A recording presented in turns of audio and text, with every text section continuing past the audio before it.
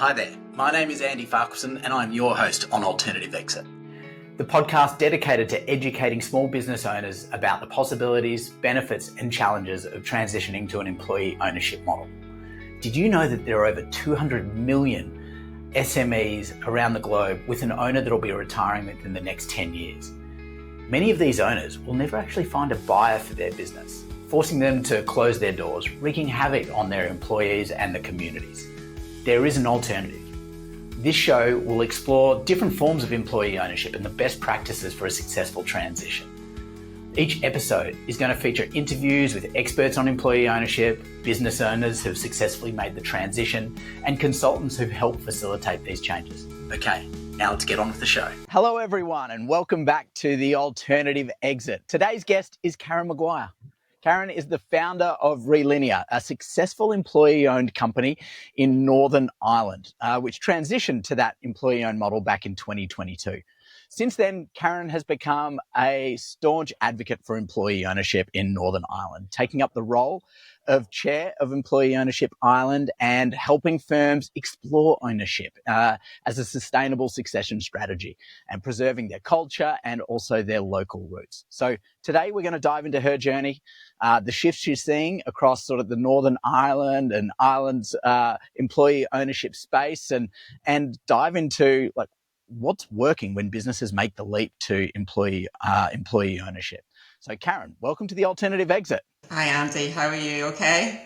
Very well, very well. Thank you so much, and very, very much looking forward to this conversation. We were actually having a couple of great chats prior to sort of hitting record. That I think it just sort of shows the depth of knowledge and care that you bring to this space. So yeah, very, very excited to go on this conversation with you. But just want to kick it off by understanding a little bit more. I mean, you built a really successful business in Relinea, not only successful within Northern Ireland, but also sort of across over the UK. You grew it over a number of years through a pandemic, and then you decided to exit to employee ownership.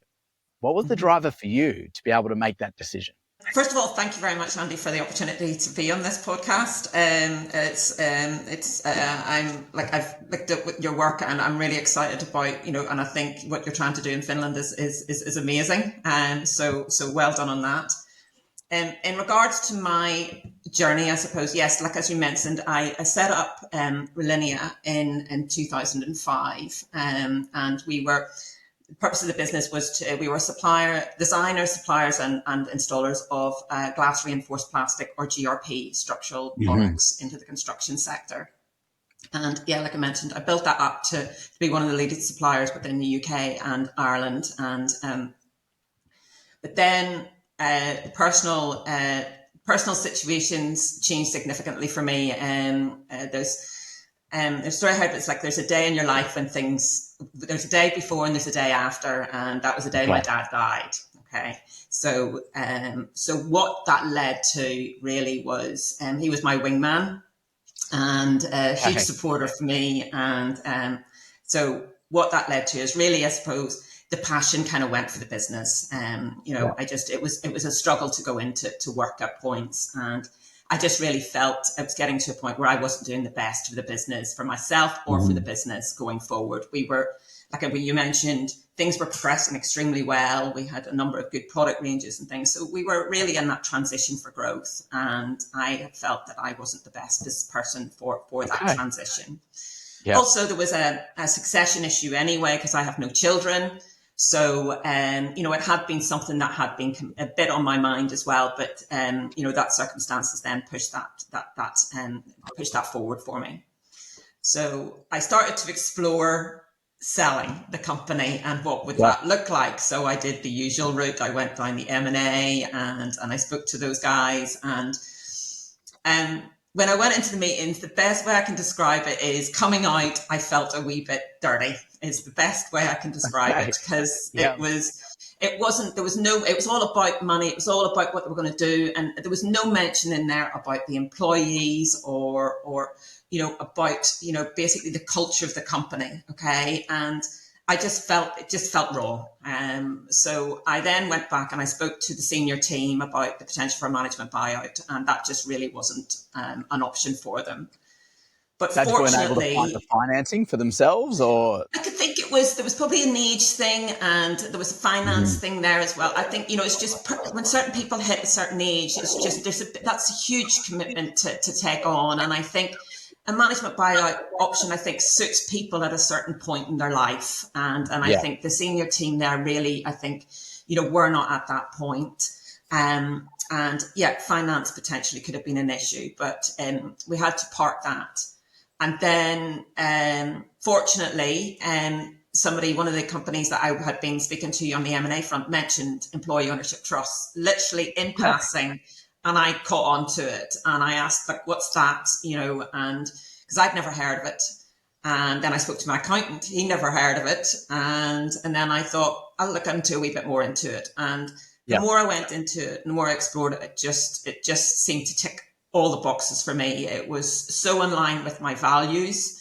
It gave me the opportunity to reward the employees that helped me to grow the business, and it allowed me kind of an exit out of the business on my terms as well. Yeah. Okay. Fantastic. What an amazing story. And what was it like when you made that transition in 2022? What was it like telling your employees and helping them to understand that they're now owners?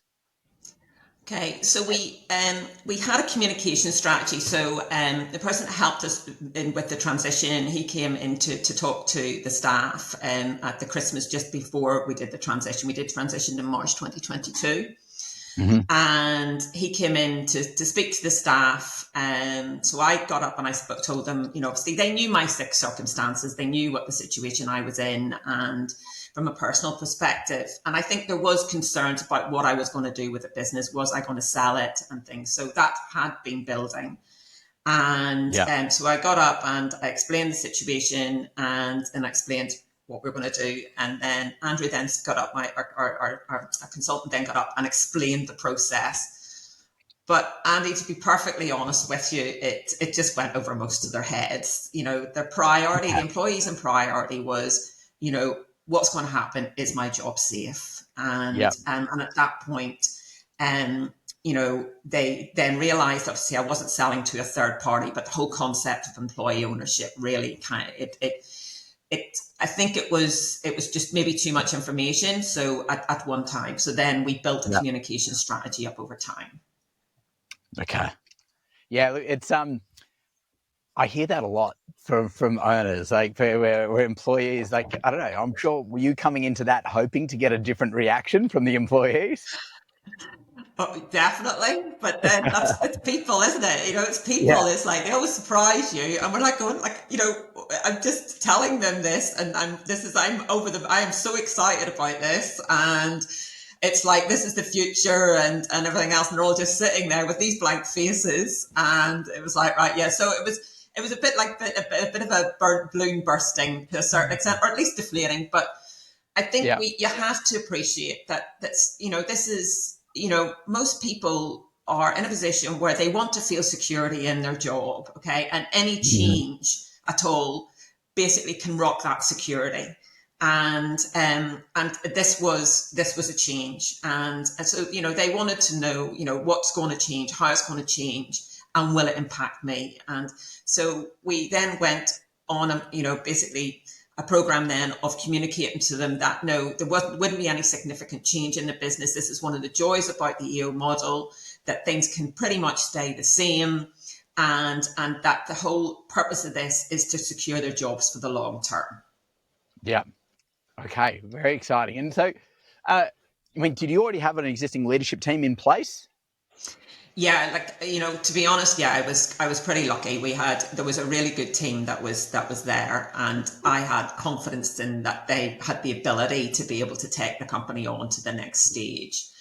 And so from that perspective, that we were lucky. And I think if you are looking at exploring this EO model, there has to be a management structure in place. So either you as the Yeah. founder then stays on in place and builds up a structure around that. But it is crucial. It has to, the business has to run like a business. It's still a business, and and all those priorities that come with that. And one of the priorities is having a good management structure, and that has to be in place.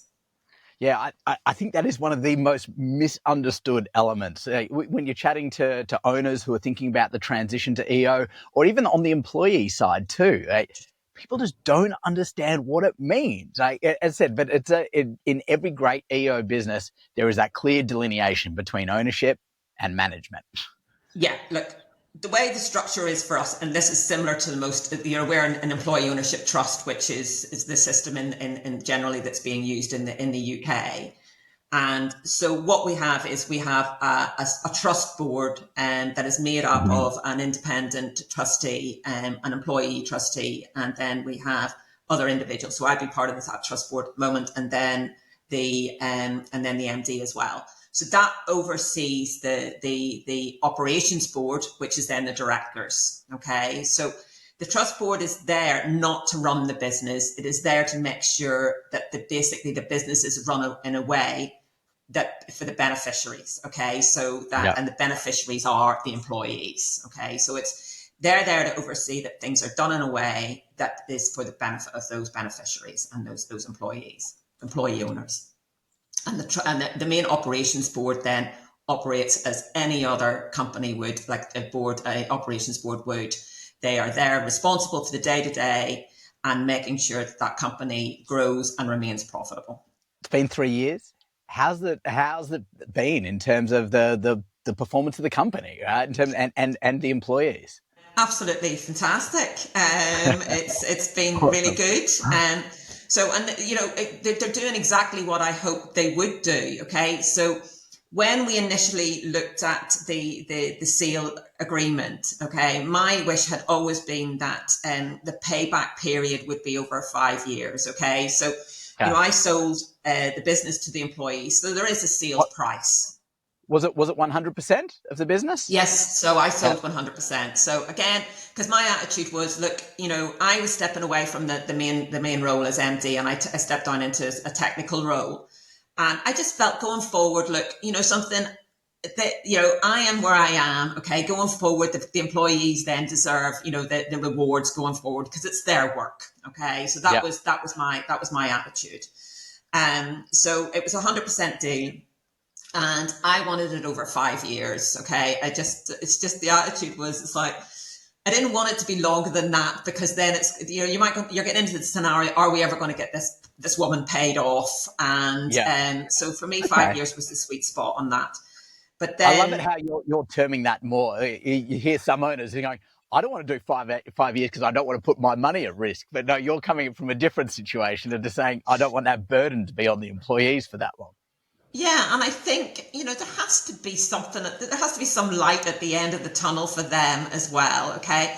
So there was a number of things that I did do in terms of making them feel actually that this wasn't just about me, it was about them. Yeah. So, that 5-year deal, but also within the structure,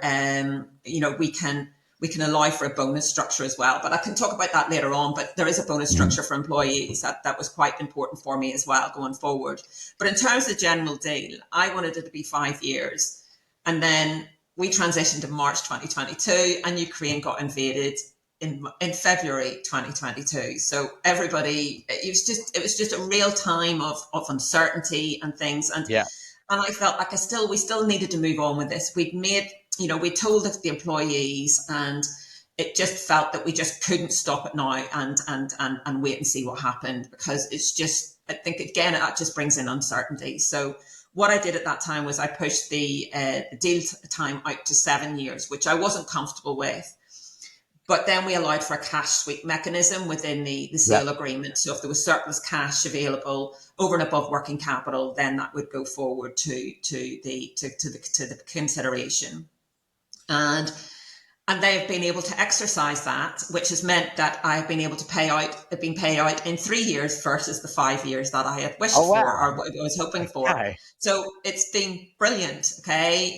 We have, the management team have done an exceptionally good job in terms of exploiting. We had some very, very good products, and we had already started to exploit some of the markets that we were in, really to increase the profile in that.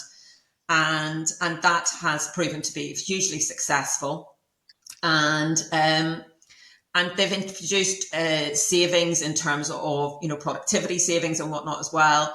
But I think it's the staff too have really, really come to fore. I think the improvements in productivity have been driven largely by the staff, and their attitude now is very much about holding each other to account. And for me, that has been really transformational.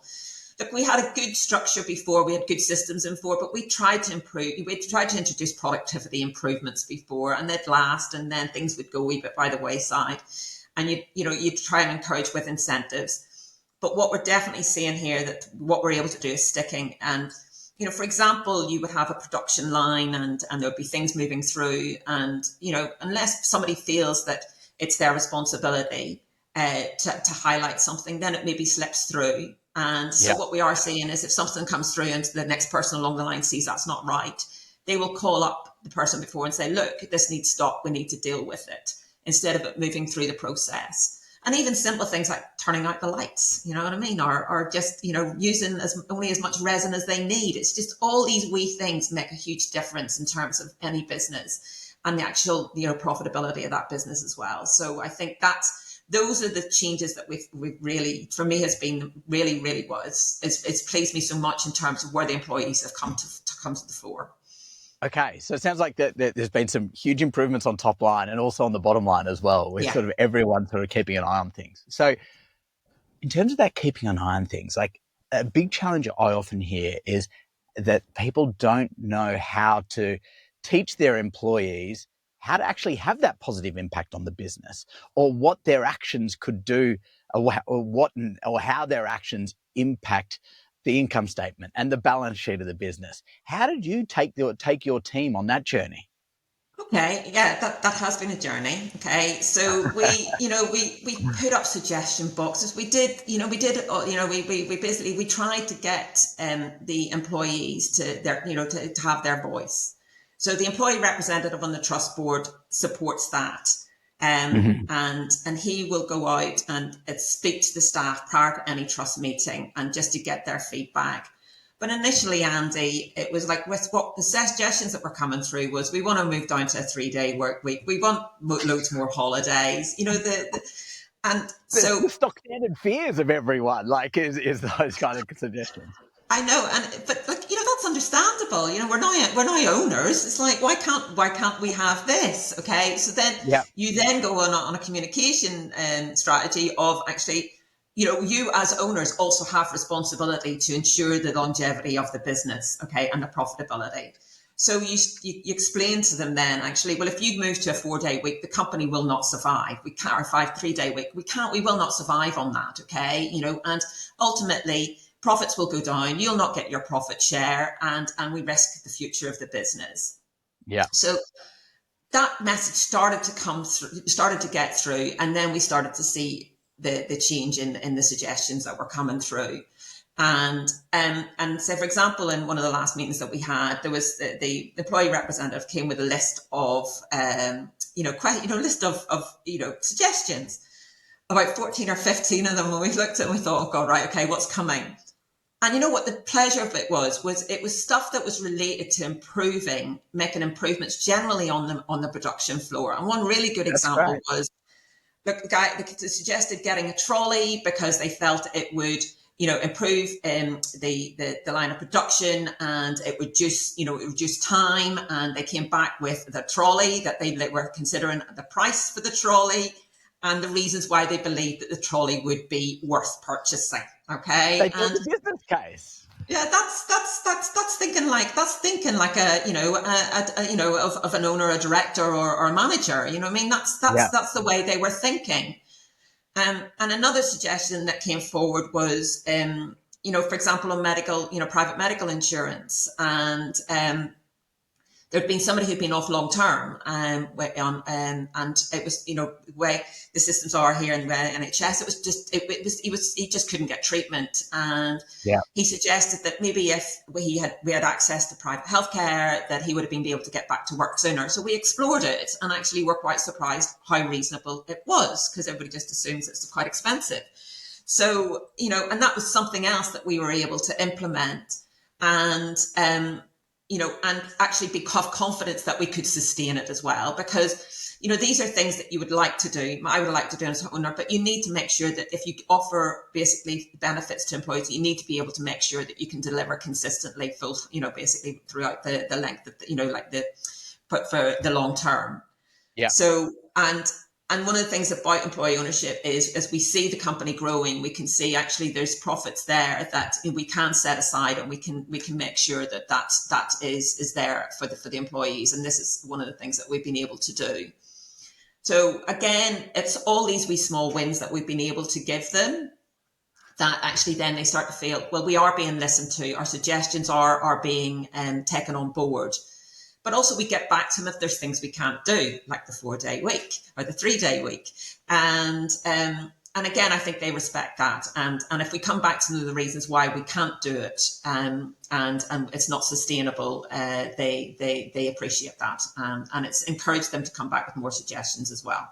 And so, look, what was the format for those? I mean, you talked about sort of the trustee representative coming around and getting feedback, but how did you take that information back to them? How did you did you do a process of educating them on how to think about a business case and to think and act like owners? Was there an education and communication piece around sort of that feedback loop too? Yeah, I think this is where, we were the first manufacturing company in Northern Ireland to go down this process. So there'd only been one other company in Northern Ireland to do this, and it was an architects. So we were really running blind in terms of what we needed to do. And both boards had nobody within them that had any EO experience whatsoever. Wow. Okay. So, we were starting from base level. And yeah, I think as well, as we progressed, we were learning as we progressed. So I think, the education piece, I think, is really important. And we had an employee representative there who had never seen a set of accounts, and we were expecting them there to approve a set of accounts and sign them off. It's just the simple stuff that, a lot of us would take for granted. And for them, it's completely new. So I think the education side is hugely important, and it's bringing the employees along and what it means for them. And this is where the work that we're doing with Employee Ownership Ireland, which is an organisation that I'm chair of, and it's basically been set up to try and build, first of all, awareness about EO in Northern Ireland, and secondly, about building up that community that we can talk to each other about the challenges that we're facing, and educating that community as well. Awesome. We'll dive into that shortly, but I just want to, I think this is probably still with your chair of Employee Ownership Ireland hat, but if we think about some of the challenges with employee ownership, I mean, is something which we touched on it before the pod, is around the big barrier being we still rely on the benevolence of the owner. Similar to you with your transition, you're willing to sort of defer your payment, defer your consideration for that 7 years. I mean, it didn't end up there, but that was sort of a big concession that you were looking to make. And as on top of that, it wasn't just the finance, it was also the effort that was required. But as you said, you were the first through the wall in Northern Ireland. It made it very, very difficult, but even without that, with the 2,000 or whatever EOTs that there are across sort of the whole of the UK, there's still a lot of effort required from the departing owner and the new management team to ensure that the company stays successful for the long term. That does so. What do you see as the real sort of driver and benefit for the owner to take them through that, both sort of the get them over the finance hurdle and the effort hurdle? I think, look, the driver is ultimately succession. Okay. So, that has to start there. What is going to happen with this business? Okay. Because you either want to move on or you want to, for whatever reason you're considering succession. Obviously I consider, basically what I want to do business when I suppose I was relatively young in comparison to a lot of founders. But my motivations were different. I had reached a point in my life where I wanted to explore other options. And whereas other owners then, they might have children, but they're maybe not interested in the business. So there's a lot going on there. Okay. And so succession has to be the first starting point in where the process that you go through. Then you look at the management structure and see actually what we can do with this business and what I'm comfortable with as a founder. A little bit earlier, you talked about a story where you were talking to an owner. Yeah. Because most of the times they come in and they've got this sort of idea of going, great, I just need to have a commercially viable transaction. So if you're thinking Okay. about beyond that commercially viable transaction, what do you? Because I mean, what's the number now? It's like 18 or 20 conversions that have Yeah. happened in Yeah. yeah. So like, Okay. what when you're speaking to them, what are you hearing? Right. Yeah. So, definitely in terms of the motivations, the price is the price is a motivation. Okay. I mean, you want to sell the business for a commercial value because, you have, you've put a blood, sweat and tears into this business. Okay. You know, and you want to make sure that you get a value out of it. Okay. Mm-hmm. And so that's where we, personally, I think, that's a main motivator to start with. And Yeah. definitely from the conversations I've been having, with other founders, yeah, the money is important. Okay. There's no denying that. But then when you start to explore other things, then the other things start to come to play, and it's about Yeah. legacy. You want the company to survive. You want the culture to survive, and you want to be able to see that grow as well. Okay, so there's a Mm-hmm. legacy thing coming in there, and then the next thing then is actually we live in Northern Ireland. It's small communities. Okay, Yeah. and generally the founders live in those communities, and they want to be able to walk down the street and feel that they've done the right thing for their business and for the people that work in those businesses, and that they didn't sell for the highest bidder, and to see that business event maybe potentially go. And we had we had a situation here. One of my motivators was moving to EO was that there had been a company called Chain Reaction, based really locally to us, and that had sold the business to a competitor from Yeah. England, and it was a massive deal. And I think it was just beyond the 3 year mark, they then announced the closure of the facility in Northern Ireland, and with the loss of 200 jobs Oh wow. in the business, and that didn't even include for the wider supply chain. So locally, it was devastating, and this was happening around the time I was considering, what I was going to do with the business, and it had a huge impact on me. That I just didn't want to see that happening for my business. We weren't on the same level, of course, but we're still important in the local community, and I just didn't want to see that happening. And I think a lot of founders, when you start to speak to them, then you definitely, that starts to come through. Once Yeah. we have the money discussion, and yes, you can realize the true value and a commercial value for the business. Once we get past that, then the conversation then starts to move towards legacy, and then about actually the employees and where they fit into this equation, and the community that we live in. And that is, Okay. I think, when you see that transition happening, for me, it's fantastic, because it means that we're protecting what we have. Yeah. I'm sure the same is for you in Finland. Like, we have some really hugely successful businesses in Northern Ireland, and they are ripe for basically, outward, basically, private investors, private equity coming in and purchasing them. And we know a lot of companies are being approached daily on this. And so, I'm not saying private equity isn't a good route, but, a lot of, there is times when it's not. Okay. Yeah. And I think, the whole EO model is about keeping businesses local and keeping Mm-hmm. the revenue and the income that those companies generate local. And it's about, for me, it's about Northern Ireland PLC, and it's protecting Northern Ireland PLC. And I think that's where the main driver is in terms of motivation for myself personally. Yeah. It's wanting to protect the business, but also wanting to make sure that I see this country prospering as well. Yeah. Well, I think another thing you alluded to a little bit earlier as well, like, was also the local supply chains, like that the whole sort of surrounding. As I said, it's not just sort of the people in that in the small, like, really sort of nuclear sort of sphere of the business. It's also everything around it, like, is drastically impacted.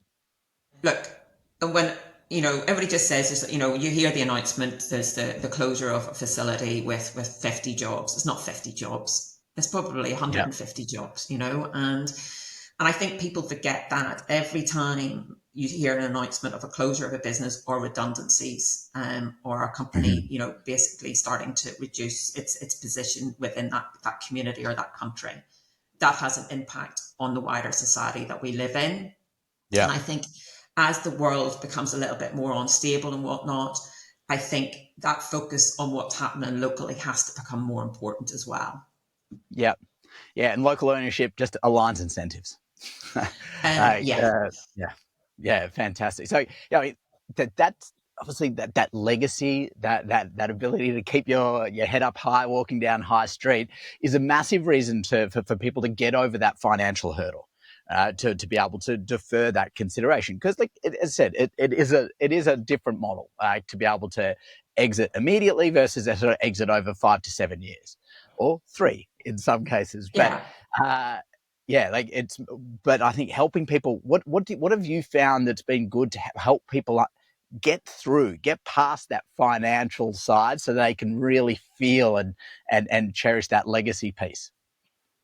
Look, I think, there's conversations happening. Look, I think even in a private equity deal, you don't realize the full value on day one. And, so it doesn't generally happen. But what you can do, and for example, in a lot of deals, there's probably cash sitting in the business. You can release that cash on day one. Okay. So at least you get a lump sum payment from day one. And I think that cushions the blow. And then the remainder then is paid out over a period of time. But say for example, with private equity arrangements, generally the owner has to stay on board. They can see a complete change in the culture. They're probably having to oversee redundancies. And I think somebody gave me a statistic that of something like, of the deals that are done, like 90% of owners feel basically it hasn't been good for them. Okay. And I just think that's bad. That's just bad. Totally. It's not good. So even from a due diligence point of view, when you're doing that third party sale, it's onerous. It can be very, very disruptive to the business.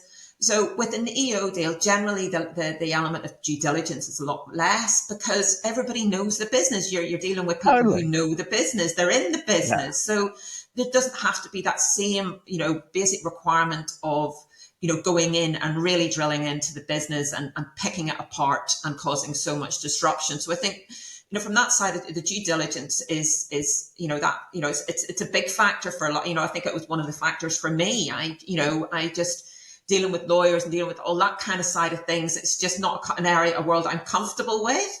And so again, that's another benefit of the EO model. So yes, look, there is a risk. There's no denying it, but I think there's risks in whatever you do. Okay. So if you're going to sell your business, there is risk. And there's a risk if it's a private equity sale, there's a risk if it's a management buyout sale, and there's a risk if it's an EO. And the risk always based around the success of the business. Okay. And unless you're lucky enough to get the full sale price on day one, which is rare. It's totally rare. So I like the way how you position that. Like the risk is also on the future success of the business. Like this is on what you've built with the team that you've built. Like if you trust it, if you back it, it's not going to be any issues at all. Yeah, and I think you can access. There is an option there to take loan finance. Okay, and I know that it is improving. I think lenders are starting to see that actually EO businesses are successful, and they've proven to be successful. They're proven to be much more resilient in a crisis situation, and they, and evidence shows that they're more productive, and they are much more sustainable, not even just from an environmental perspective, but from a longevity perspective, and they contribute more to the local community.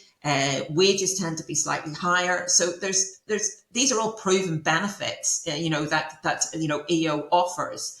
And I think the lending community are starting to realize that and actually they're now starting to see this as another model, another succession model, and it's not just something it's a bit weird or a bit hippie or whatever it's a bit socialist or whatever they want to the approach they want to look at it. They're saying actually this is about a successful business and sustaining a successful business, and they're now looking to see if there's an opportunity there. Yeah, look, I think that echoes the conversations.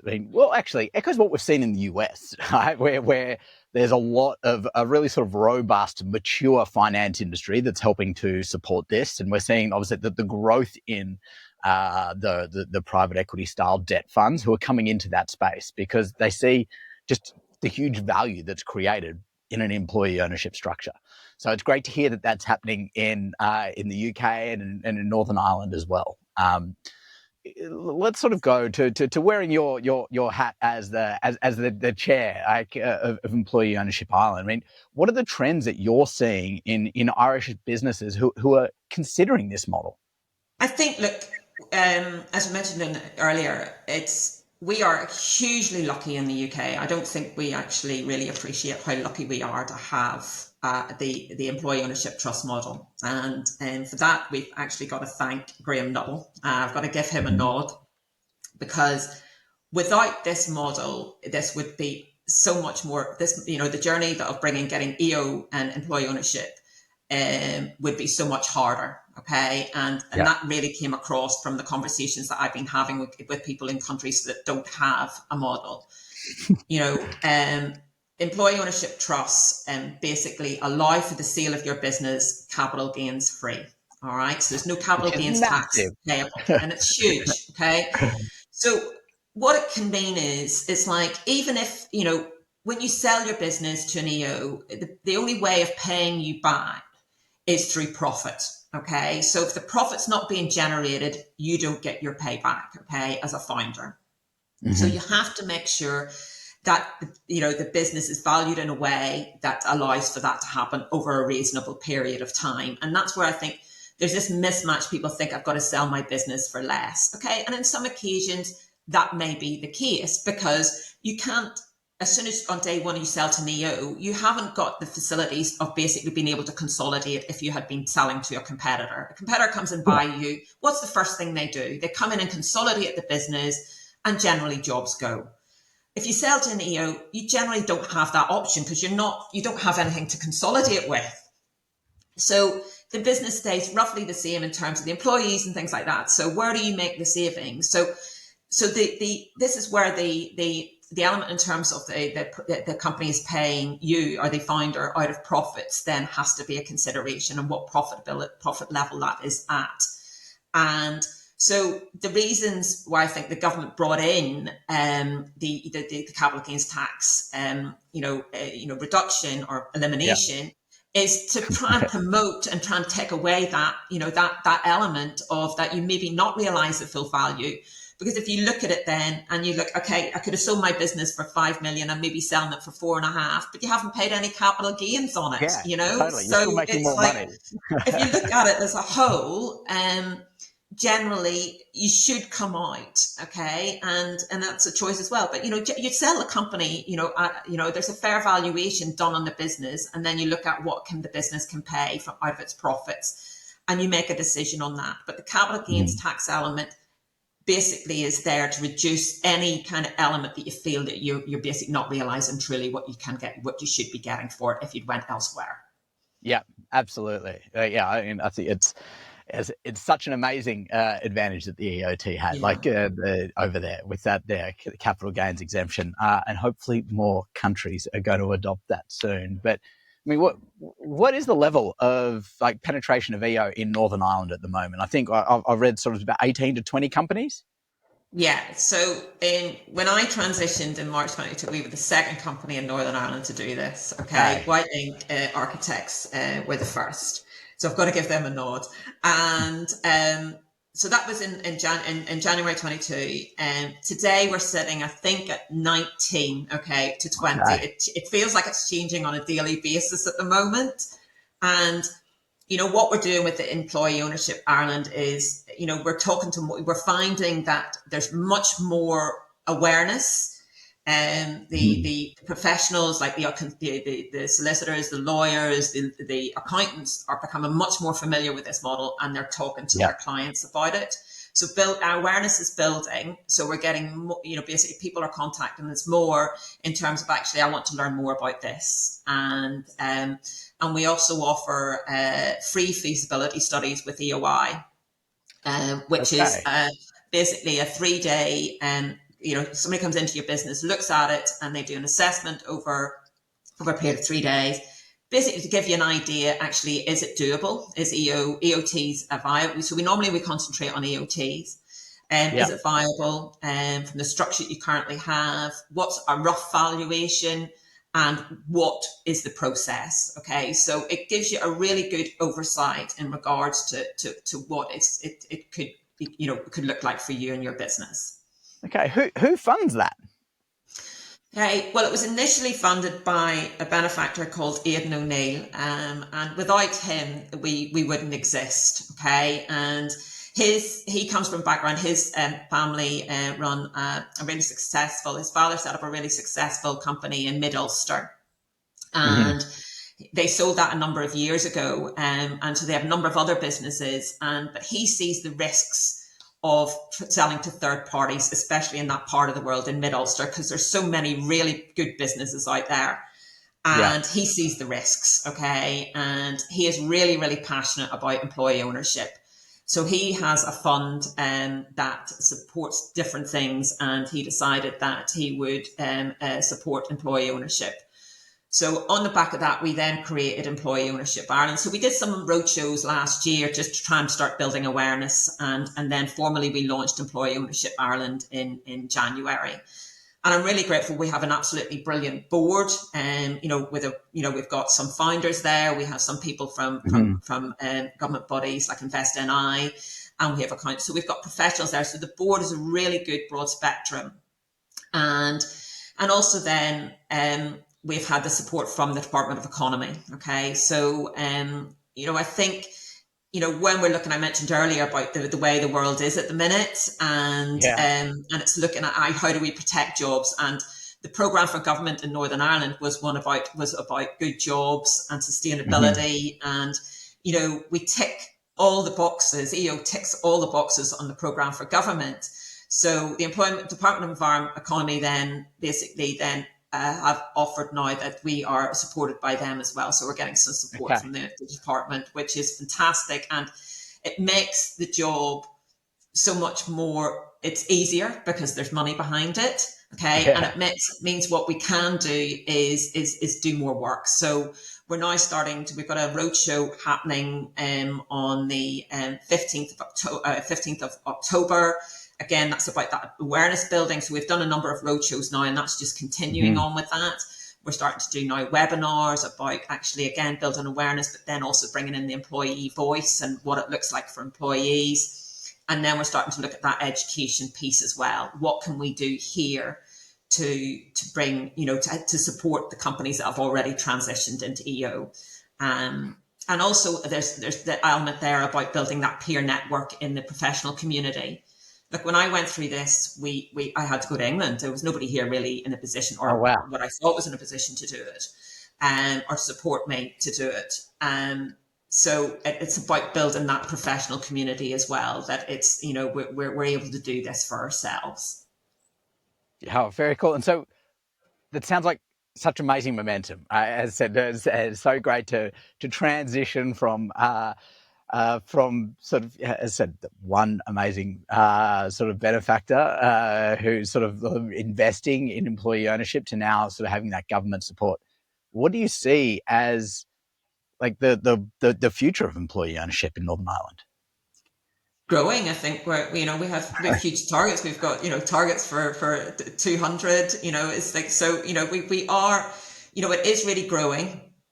And it is really exciting. And I think it's when opportunities like this, being able to talk about it is hugely important as well.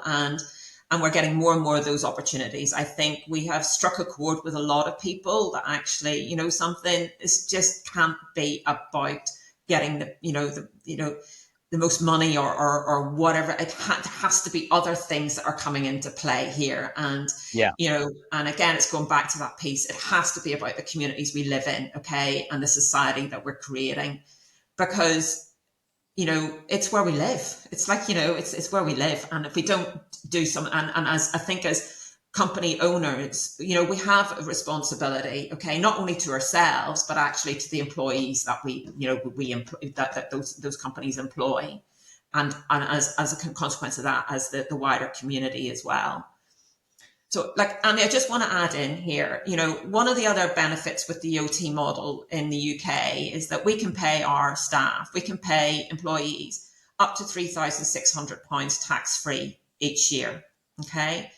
And so what that means is so it's like a profit share kind of thing. So again, you have to have profit. Without the profit, you don't get a share of it. And so what that means going forward is if you're able to distribute the profits directly to staff, okay, and they're sitting there, it might be £1,000 or something like that. And that's a significant amount for a lot of people that they weren't expecting or they weren't anticipating. They don't put that towards a yacht or an investment fund. They go out to the community and they spend it, So one example is there's a company in Newry, S&W, and they employ 200 staff. And I think, one of the figures they gave me since they've transitioned to EO, I think they've put about 1.5 million in bonuses into the community, okay, or to their staff. So those bonuses are being spent in their communities, okay? And I think, again, that's about that whole bigger picture as well, and, at Relinea, we have been able to do that. So I mentioned earlier on is like, for me, the deal arrangement that I wanted was to ensure that, obviously I got paid, but there was enough profit there to allow for the maximum bonus to be paid to the staff, the tax-free bonus. And thankfully, we've been able to do that. Okay. So, the staff have been getting that £3,600 per year based on certain criteria. We've based it around there's certain criteria the OT model only allows for, and it's quite restrictive. It would be length of service, level of pay, or hours worked. And so we've looked at length of service. So it was, if you'd been worked in the business for more than 2 years, then you got the 100%. If it was less than 2 and between 1 and 2, then it was 50%. Yeah. So, and again, I just look, that's money that those people have been able to spend in their community and make life, improve their lives, improve other people's as well. Yeah, such an amazing benefit, and look, and a great way for us to bring this phenomenal conversation to an end, Karen. But before we go, I just want to ask you 3 questions. You offer a quick response. How does that sound? Okay. You didn't warn me about this. No, I did not. Who is the leader that you most admire in employee ownership? I suppose, I most admire Graham Nuttall for a start, because I think, without him, we wouldn't be having this conversation. I think as well, in terms of looking at, I think actually, something, I'm not even going to name it. I think who I admire is, first of all, the founders that make the decision and the brave decision to go down this route. But secondly, it's the employee owners. Okay. Yep. And, that's, it's them that are making this successful. Okay. And with that success, we're able to drive it forward and apply it to more businesses. Fantastic. I love that. And look, Graham's also the most common name when I'm ever chatting to someone from the UK. But I love that focus on the employee owners too. So what would you say is your favorite resource on employee ownership? Well, of course, Employee Ownership Ireland. Employee Ownership Ireland website.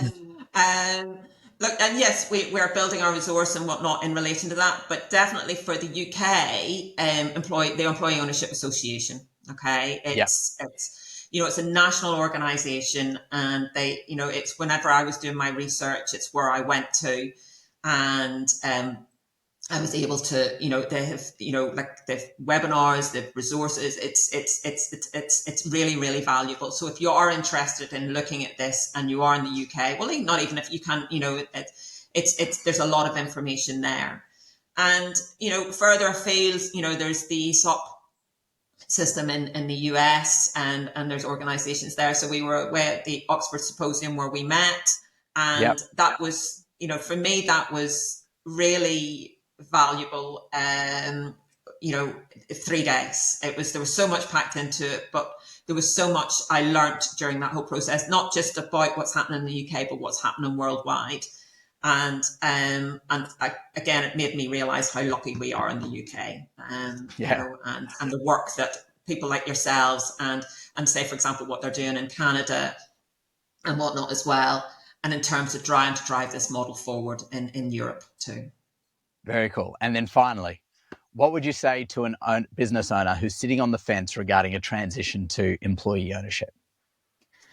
If they're, first of all, in Northern Ireland, come and speak to us at Employee Ownership Ireland, and there's no pressure. It's just, we'll come out and have a conversation with you, and if you want to take it further, then we can look at feasibility studies and things like that. But look, if you're looking at succession, I look at at Employee Ownership Ireland, and for me, a failure in what we're doing is if somebody has sold their business and employee ownership has not been on the table. That's the way I would see that as failure. So explore it, okay? It might not be for you, but I think, as a business owner, and you're exploring those succession options and what you're going to do with your baby, I think employee ownership, please put it on the table and at least consider it. And if it's not right and it doesn't sit for you, then fair enough. But it's, as long as it's been considered, I think is hugely important. And I think it's, it's a disservice to both yourself and the business if it's not being considered as well, I would say. It's got to be on the table. I love that one, Karen. So thank you so much for your time, sharing your thoughts and your leadership, and sort of being one of those early movers over there in Northern Ireland for transitioning your own company. So as we come sort of the end of the pod, like, where can people go if they want to sort of follow you or sort of the Employee Ownership Ireland journey? Like I've mentioned, so there's a website that we have, employeeownershipireland.com, and so if you want to go on to that, and there's, like I mentioned, the resources and things that we have. We've got the roadshow happening on the 15th of October. So if you're interested, you can sign up for that, and we can take you on the, we can support you on the journey that you choose from Employership Ireland. But yeah, definitely then for the UK, look at Employership Association. It is fantastic. We'll have some links in the show notes for everyone. But Karen, thank you very, very much for joining us on the Alternative Exit. Thank you very much, Andy. It's been a pleasure. Yeah.